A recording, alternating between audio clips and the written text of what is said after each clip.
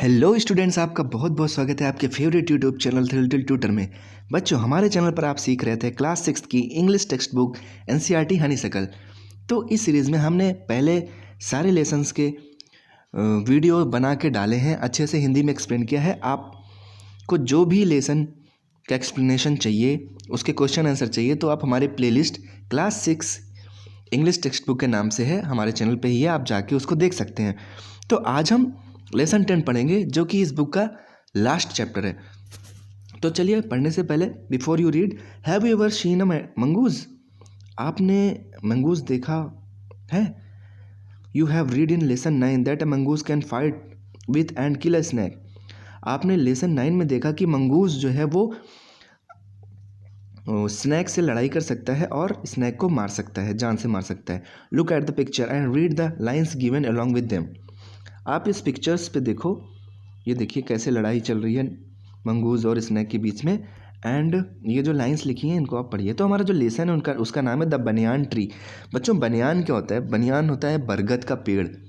बरगद का पेड़ आपने देखा होगा, मोटा सा होता है बच्चों, उसमें ऐसे रस्सी के जैसे लताएं जो हैं वो पेड़ से लेकर ज़मीन तक गिरी रहती हैं, बहुत बड़ी बड़ी शाखाएं, बहुत बड़ी बड़ी टहनियाँ, उसको लताएं बोलते हैं। तो वो नीचे तक आई रहती हैं और बहुत मोटा पेड़ होता है, उसके चारों तरफ ऐसे बैठने का बना होता है, उस पर लोग बैठते हैं। तो we will talk about the banyan tree later in this lesson. तो now start the lesson. The fight of the cobra and the mongoose is a classic drama often seen in India. जो cobra है, cobra cobra is a kind of snake, very poisonous snake in black colour. तो cobra और mongoose का जो fight है वो एक classic, बहुत ही पुराना एक ड्रामा है जो इंडिया में देखा जा सकता है। The outcome is largely the same, और ये देखा जा सकता है। The mongoose is not immune to venomous bite. जो मंगूज होता है वो जहरीले, वेनमस बाइट मतलब कि जहर पूर्ण काट, मतलब कि अगर सांप उसको काट लेता है, जहरीला सांप उसको काट लेता है तो मंगूज मर जाएगा। ठीक है, उसके अंदर कोई ऐसा इम्यून सिस्टम नहीं होता कि वो सांप के जहर को बर्दाश्त कर लेगा या फिर झेल लेगा और जिंदा रहेगा। अगर जहरीला कोबरा उसको काटता है तो वो मर जाएगा। ठीक है, but is faster and quicker in motion. लेकिन इतना फास्ट होता है वो कि वो सांप से भी तेज होता है। जितनी बार सांप उसको काटने की कोशिश करता है वो शार्पली जो है इधर उधर होके मूवमेंट करके बच जाता है। The cobra assuming a posture of defense and attempt to reach the animal by sweeping strike, but the quick moving mongoose jump out of reach and comes at the snake from other direction. जितनी भी बार cobra क्या करता है, उसको डसने की कोशिश करता है, उसको काटने की कोशिश करता है, a posture of defense and attempt to reach the animal by sweeping strike, और सांप क्या करता है कि इधर उधर से उसको काटने की कोशिश करता है। लेकिन मंगूस जो होता है, नेवला जो होता है, वो इतना तेज़ी से मूव करता है कि वो हर बार दूसरी तरफ से कूद कर अलग दिशा में चला जाता है, अलग डायरेक्शन में चला जाता है, before snake can get into striking position again. जब तक कि स्नैक फिर से खड़े होके उसको स्ट्राइक करने की, उसको काटने की, उसको डसने की पोजीशन में आता है, तब तक वो दूसरे डायरेक्शन में चला जाता है। This constant movement tyres and discourages the snake.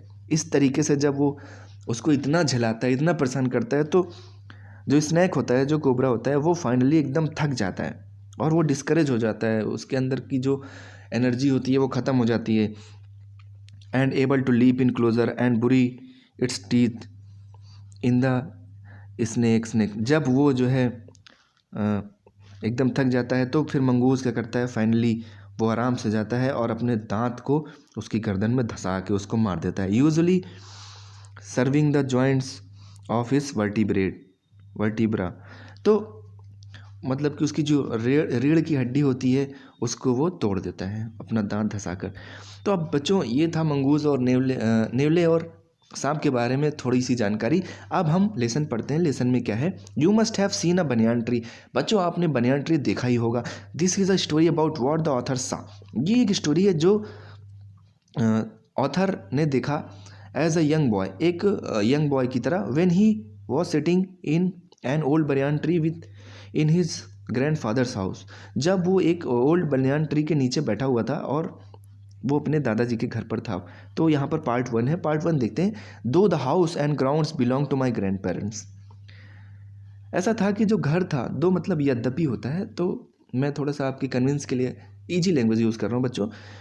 ऐसा था कि जो घर और जो ग्राउंड था वो मेरे ग्रैंड पेरेंट्स का था, मतलब मेरे दादा दादी का था। एंड द मैग्निफिसेंट ओल्ड बनियान ट्री वॉज माइन। लेकिन जो पुराना बरगद का पेड़ था वो मेरा था, चीफली बिकॉज ग्रैंडफादर एट 65 को नो लॉन्गर क्लाइम इट। क्योंकि जो ग्रैंडफादर थे वो 65 के हो चुके थे और वो उस पर नहीं चढ़ सकते थे। तो राइटर कह रहे हैं कि ऑथर कह रहे हैं कि बनियान ट्री इसलिए मेरा था क्योंकि मैं उस पर चढ़ता था। आप जानते ही हो कि यंग बॉय की क्या मेंटलिटी होती है, कैसे सोचते हैं कि अगर हम उस पर चढ़ रहे हैं तो हमारा ही है, ठीक है। तो इस तरीके से वो बोल रहे हैं। अब its spreading branches with hung to the ground and took root again.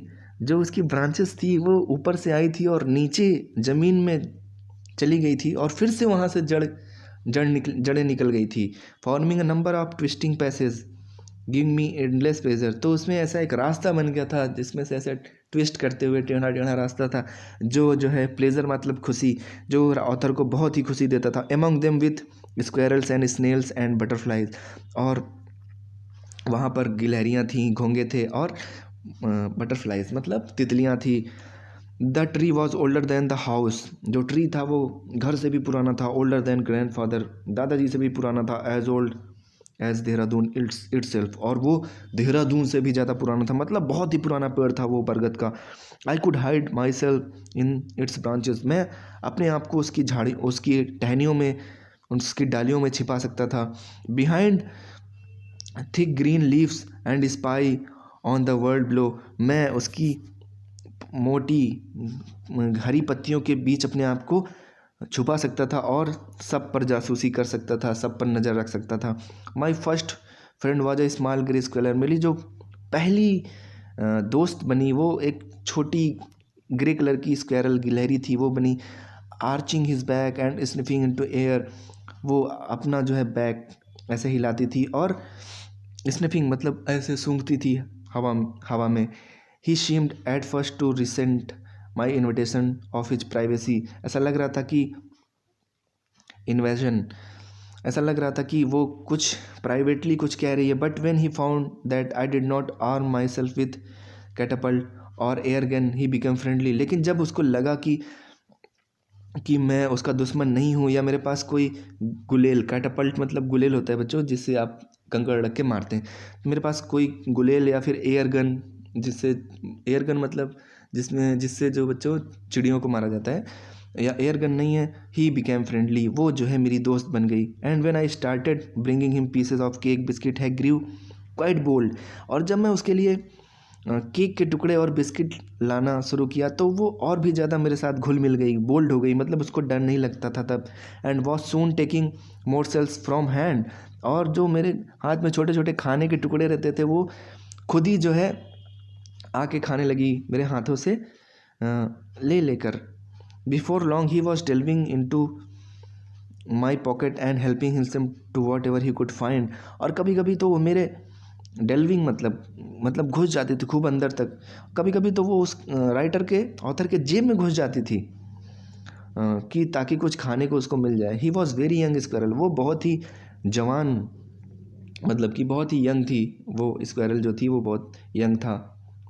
And his friend and relatives, और उसके जो दोस्त और रिश्तेदार थे गिलहरी के, प्रोबेबली थॉट हिम फुलिश, उसको बेवकूफ़ समझते थे। And head strong for trusting a man, और ऐसा लगता था उनको कि ये जो है एक ह्यूमन पे, एक आदमी पर बिलीव करके बहुत बड़ी बेवकूफ़ है।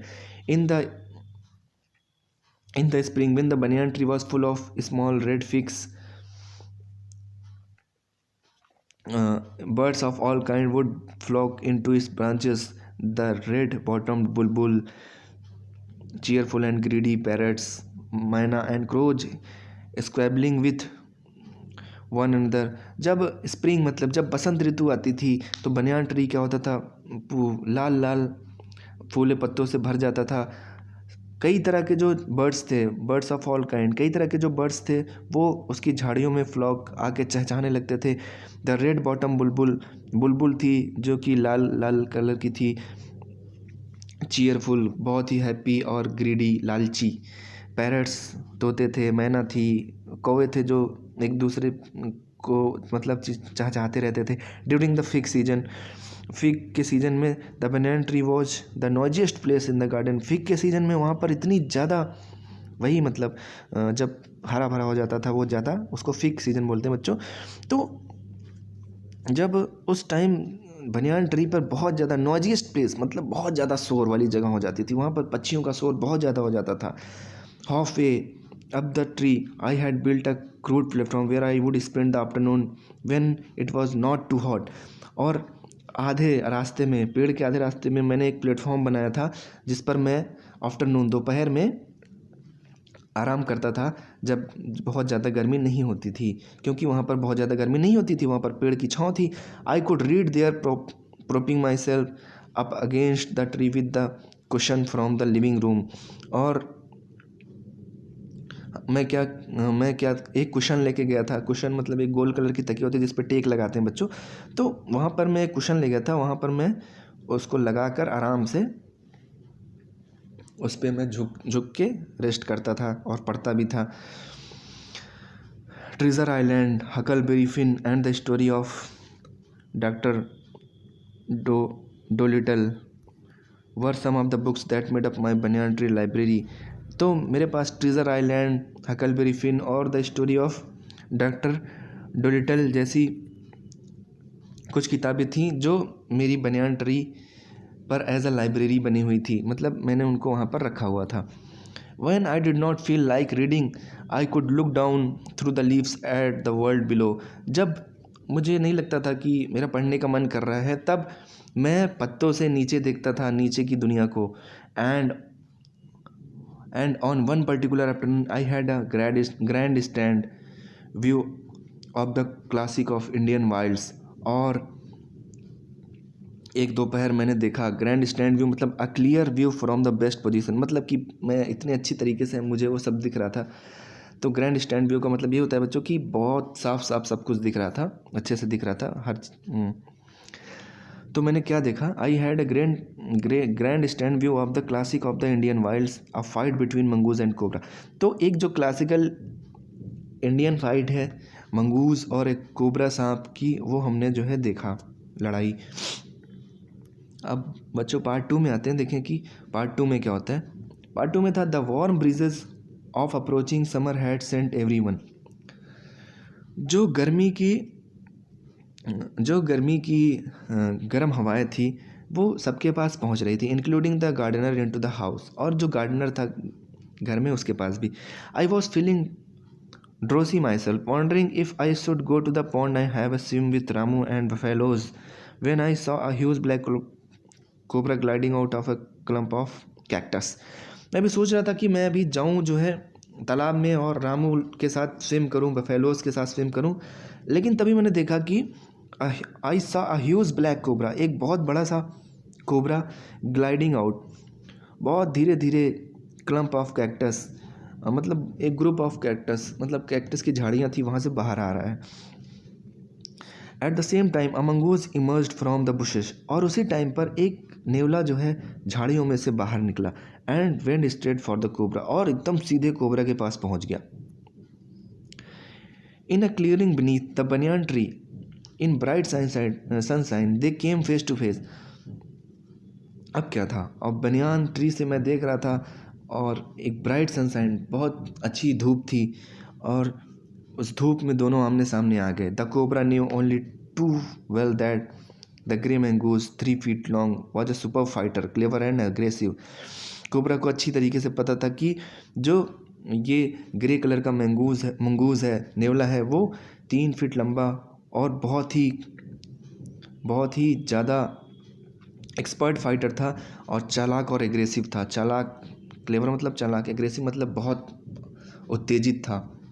But the cobra too was a skilful and experience fighter, लेकिन जो कोबरा था वो भी कुछ कम नहीं था, वो भी बहुत ही स्किलफुल और बहुत ही एक्सपीरियंस्ड। उसको बहुत सारी टेक्निक पता थी लड़ाई की, और उसको एक्सपीरियंस भी था फाइट करने का, लड़ाई करने का। He could move swiftly and strike with the speed of light, वो भी बहुत आसानी से स्विफ्ट इधर उधर जा सकता था और लाइट की स्पीड से जो है काट सकता था मंगूस को।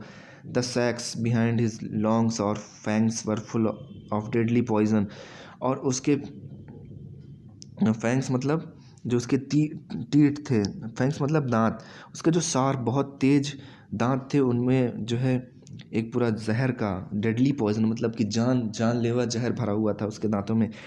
It was to be a battle of champions, यह एक युद्ध था चैंपियन के लिए। चैंपियन, दोनों चैंपियन थे, मंगूज और कोबरा दोनों, तो ये एक युद्ध होने जा रहा था। Hissing defiance, his forked tongue darting in and out, the cobra raised 3 of his 6 feet off the ground. वो जो है हिस कर रहा था, मतलब फुफकार रहा था बहुत तेज अपने आप को बचाने, मतलब कि बहुत गुस्से में था। His fork tongue darting in and out, और उसकी जो जीभ थी, जो जवान थी, फोर्क मतलब ऐसे दो भाग में उसकी जवान निकली हुई थी, वो बहुत तेज़ी से अंदर बाहर हो रही थी। और कोबरा जो है 6 फीट का था, वो पूरा ग्राउंड पे था। And spread his broad spectacle hood, और उसने अपने फन को जो है ऐसे उठा के रखा था। The mongoose boost his tail and long hair on his spine stood up, और जो मंगूज था वो भी अपनी बुश, उसकी जो पूंछ थी वो बहुत घनी थी, तो वो भी खड़ा हो गया एकदम से। Though the combatants were unaware of my presence in the tree, लेकिन जो दोनों कॉम्बेटेंट्स मतलब जो दोनों लड़ाई के भागीदार थे, जो दोनों योद्धा थे, जो पार्टिसिपेंट्स इन द फाइट, जो दोनों योद्धा थे, उनको पता नहीं था कि मैं पेड़ पर बैठा हुआ हूँ। They were soon made aware of the arrival of two other spectators, one was a myna and other a jungle crow, लेकिन उनको जल्दी ही पता चल गया कि दो और लोग हैं जो इस खेल को देखने के लिए आए हैं। एक मैना थी और एक दूसरा जंगल क्रो था, जंगली कौवा था। They had seen these preparation for battle, उन्होंने देखा कि युद्ध की तैयारी कैसे हो रही है। And had settled on the cactus to watch the outcome, और वो कैक्टस पे बैठ गए देखने के लिए कि क्या रिजल्ट आता है, कौन जीतता है। Had they been content only to watch, all would have been well with both of them, और फिर उसके बाद अभी तक तो दोनों ठीक ही थे। The cobra stood on the defensive swaying slowly from side to side, cobra जो है डिफेंस करने के लिए खड़ा हो गया और एक तरफ से दूसरी तरफ इधर उधर स्वेइंग मतलब कि इधर उधर मूव कर रहा था। Trying to mesmerize the mongoose into making a false move, और वो एक तरीके से कुछ ऐसा कर रहा था जिससे कि जो मंगूज है वो मतलब एक गलत दिशा में जाए ताकि वो पीछे से पलटकर उसको काट सके। But the mongoose knew the power of his opponents glassy, लेकिन जो मंगूज था वो भी जानता था कि उसका जो अपोनेंट है, उसका जो विरोधी है, वो कितना पावरफुल है। Unwinking eyes and refuse to meet them, और वो जो है बिल्कुल अपनी जो नज़रें हैं वो झुका नहीं देता, अपनी आंखें बंद नहीं करता, बिल्कुल उसका पूरा कंसंट्रेशन उसके ऊपर था, कोबरा के ऊपर। Instead he fixed his gaze at a point just below the cobra hood and open the attack, उसने बस अपने एक पॉइंट को पकड़ा था, और जो कि कोबरा का हुड था, हुड मतलब फन, कोबरा का फन था, और उसने जो है अटैक किया। Moving forward quickly until he was just with in cobras reach, और जल्दी से वो जो है मूव किया, मतलब कि अब कोबरा से बचने के लिए। The mongoose made a pretended move to one side, और मंगूज ने जल्दी से एक बहाना बनाया कि वो एक साइड जो है मूव कर गया। इमीडिएटली द कोबरा स्ट्रक, और अचानक से कोबरा जो है स्ट्राइक कर दिया। His great hood come down so swiftly that I thought nothing could save the mongoose, और उसका जो फन था वो इतनी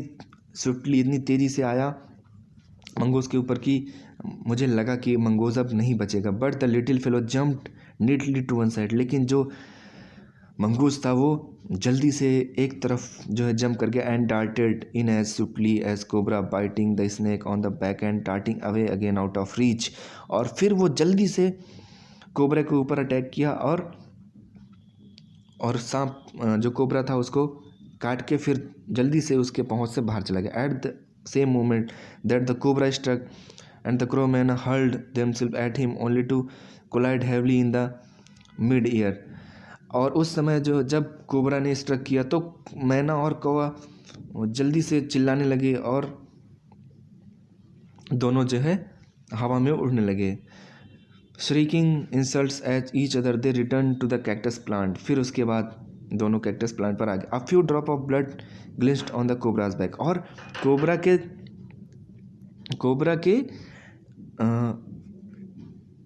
कोबरा के शरीर पर कुछ ब्लड की बूंदें दिखी। The cobra struck and miss. Cobra ने फिर स्ट्राइक किया, फिर से काटने के लिए दौड़ा और मिस कर गया, लेकिन उसका जो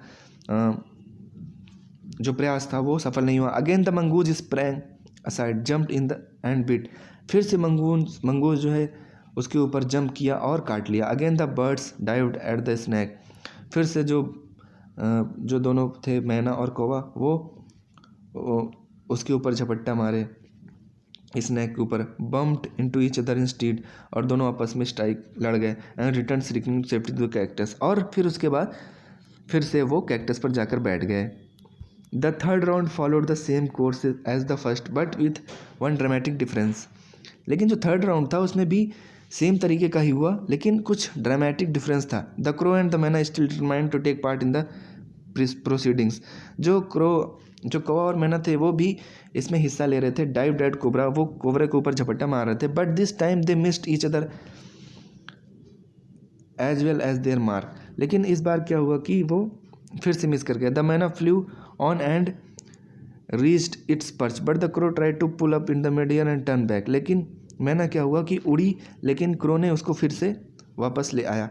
इन the second that it took the bird to do this the cobra whipped his head back and struck with great force. ऐसा देखकर जो कोबरा था उसने बहुत तेज़ी से स्ट्राइक किया, बहुत तेज़ी से काटने के लिए दौड़ा। His snout thudding against the crow's body. फिर क्या हुआ कि उसका जो स्ट्राइक था वो कौवे पर जाके लगा, मतलब उसने कौवे को काट लिया। किसने? कोबरा ने। I saw the bird flung nearly 20 feet across the garden. It fluttered about for a while and lay until. उसके बाद क्या हुआ कि जो कौवा था वो 20 feet तक उड़ा, उसके बाद जाके गिर पड़ा। द मैना remained on the cactus plant. और जो मैना थी वो कैक्टस प्लांट पर बैठी हुई थी। When the snake and the mongoose return to fight. और जैसे ही मंगूज और स्नैक जो है फाइट करने के लिए वापस आए, very wisely decided not to interfere again. उसने डिसाइड किया कि फिर से इंटरफेयर नहीं करना है। The cobra was weakening and the mongoose walking fearlessly up to it. अब जो है कोबरा कमज़ोर पड़ रहा था और जो मंगूज था वो उसके ऊपर बिना डरे जो है वॉक कर रहा था। Raised himself on his short legs and with a lightning snap had a big snake by the snout. The cobra writhed and lashed about in a frightening manner, and even coiled itself about the mongoose, but to no avail. कोबरे ने बहुत प्रयास किया लेकिन वो सफल नहीं हुआ। The little fellow hung grimly on and until the snake has ceased to struggle. Then he smelt along its carrying length and gripped it round the hood and dragged it into the bushes. और उसके बाद नेवले ने क्या किया कि उसको snack को एकदम से पस्त कर दिया और उसके बाद जो है उसके फन को पकड़कर और बुश में झाड़ियों में ले गया। The myna dropped costlessly to the ground. अब जो मैना थी वो धीरे से ग्राउंड में उतली। होप्ड अबाउट, उसने कूदा। Peered into the bushes from a safe distance, और एक दूरी से जो है बुश में झांकी, झाड़ियों में देखी। And then with a shrill cry of congratulations, उसके बाद उसने जो है बहुत खुशी में कॉन्ग्रेचुलेशन में चिल्लाया और फ्ले हुए और उड़ गई। तो बच्चों इस तरीके से आपने देखा कि कैसी अच्छी स्टोरी थी, कैसी लड़ाई हुई और क्रो भी मर गया इस बीच में। रस्किन बॉन्ड द्वारा लिखी गई ये कहानी है। आपको अच्छी लगी हो तो बच्चों आप लाइक करो और हमारे वीडियो को आप अपने दोस्तों में शेयर करो और चैनल पर नए हो तो सब्सक्राइब करो। Thank you so much for watching. इसका क्वेश्चन आंसर मैं नेक्स्ट वीडियो में करा दूंगा बच्चों। Okay, thank you so much for watching.